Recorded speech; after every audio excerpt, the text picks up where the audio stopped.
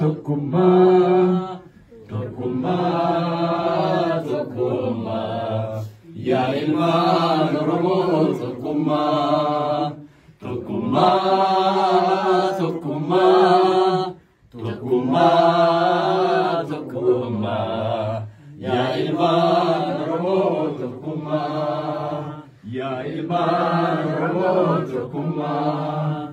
Kiristaana Islaamaan gargar hin baanu, Kiristaana Islaamaan gargar hin baanu, amantii kabbaatii akkasii haa beeknu, kun hojii Rabbiiti Waaqayyoo faadheefu.